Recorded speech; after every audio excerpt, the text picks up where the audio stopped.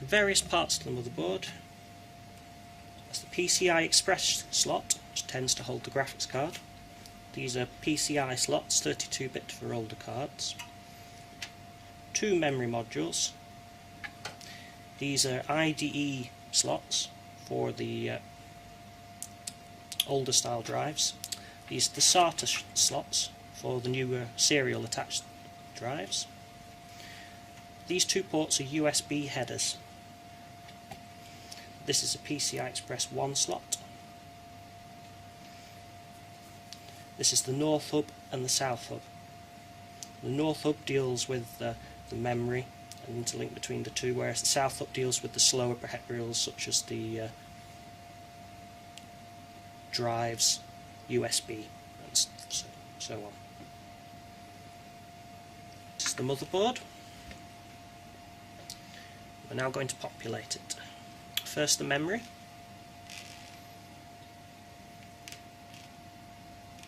There's a notch in the middle showing you which way around it goes.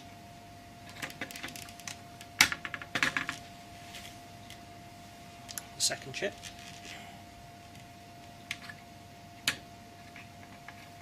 Place it in the slot, push down and grab both the tabs until it clicks home.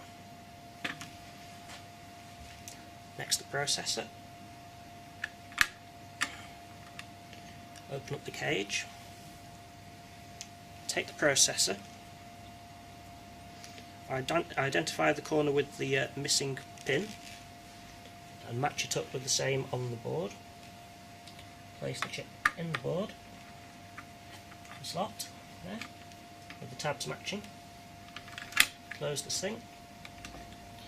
Pull down the retaining lever and hook under. It already has some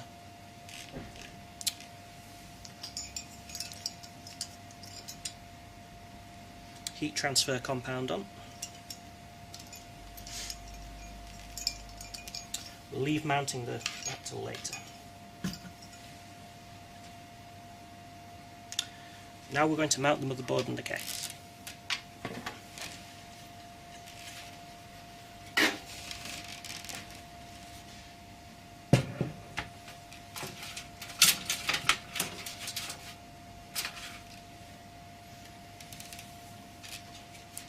Struts will be inserted as per the manual instructions.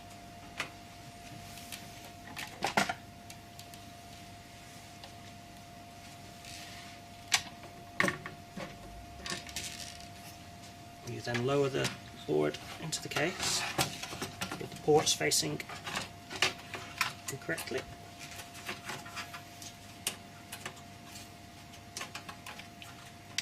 Until everything lines up at the back.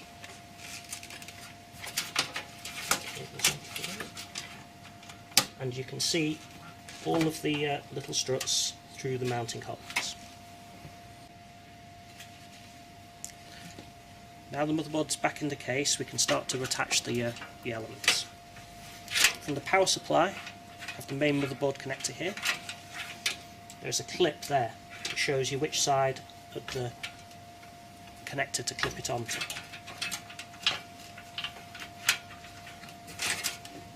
Simply goes in like that.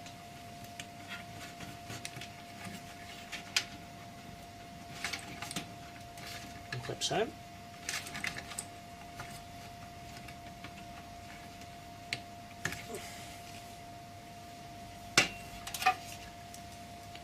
There's a secondary power connector with an identical clip. This motherboard has space for 2. But only 1 is necessary for this particular computer. Again, you can see the clip, they would be side by side for 2, so you may connect it to either of the slings. You can now mount the CPU cooler. Identify the ports, where the power connector is for the fan. Ensure that all of the tabs are done the opposite way around to the arrow, because that is the way you disconnect them. Mount it over the CPU.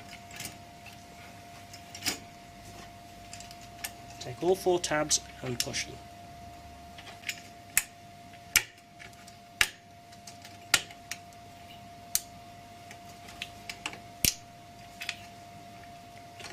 all are secure, you'll be able to feel that all of the ends have clipped in. To remove the CPU, twist and lift. The power connector is right here next to it. Again, it has guides on the side to show you which way around it goes. The cooler has a little bit of cable track to stop the wires getting in the way of the fan, so now it spins freely.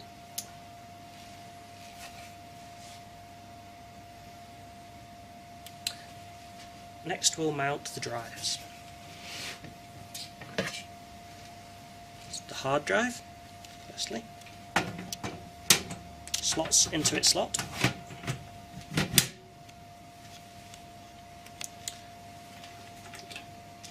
Now still need a power connection. This is a SATA power connection. We'll then need its data cable. This is SATA data cable. Next to the drive, and to the first SATA port as they're marked 1 and 2 on the board. Next we can mount the CD drive. This case is simply a clip-in one, where there are clips here which attach to the screws that have been assembled in the drive. It simply pushes in, clicks home.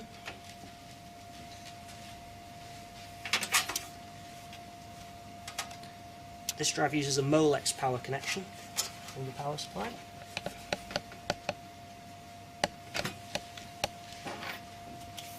And an IDE cable onto the motherboard. You may connect it to either of the IDE slots. It's usually advisable to use the first one.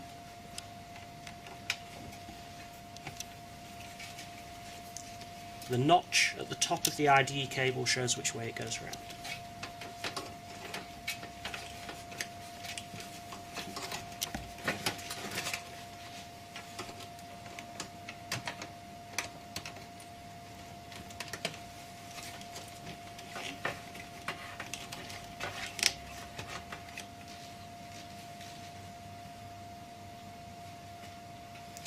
As advisable here, if you notice,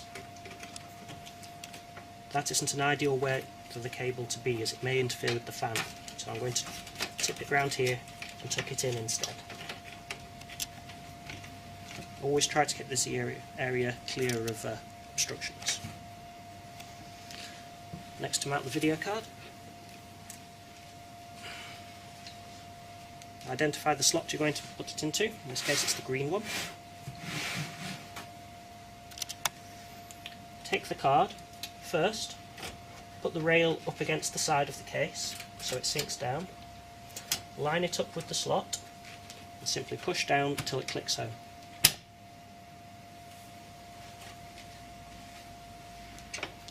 Use the a screw to attach it to the side of the case.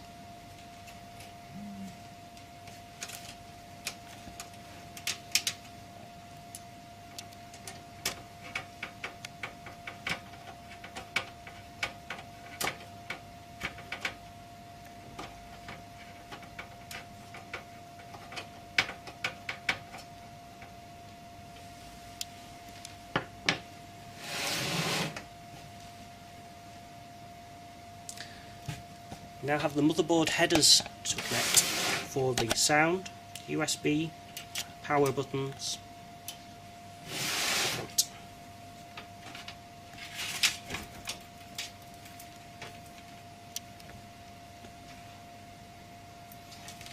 Firstly, the USB connection. They come in pairs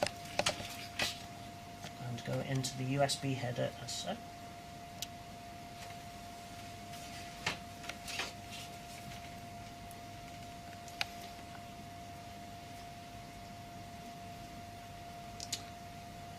These are the audio connectors, which are connected to the header as described in the manual.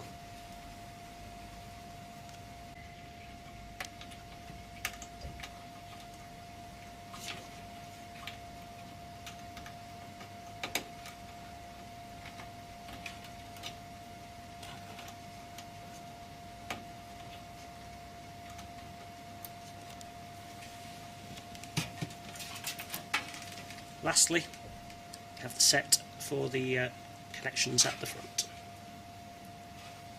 All indicated by the colours, and again referenced by the colours that are on here and available in the manual.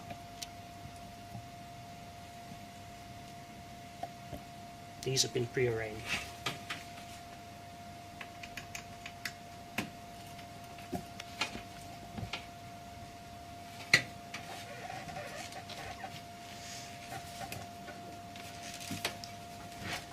Then to simply attach the faceplate,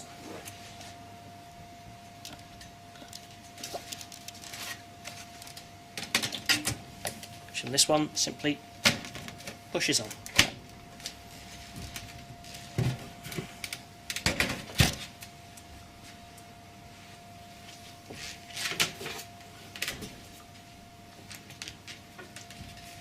The side is then put on, which usually goes on with the lip forward, a little to the back.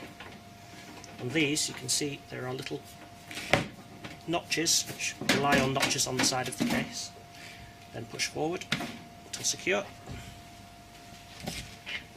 and attach the thumb screws at the back.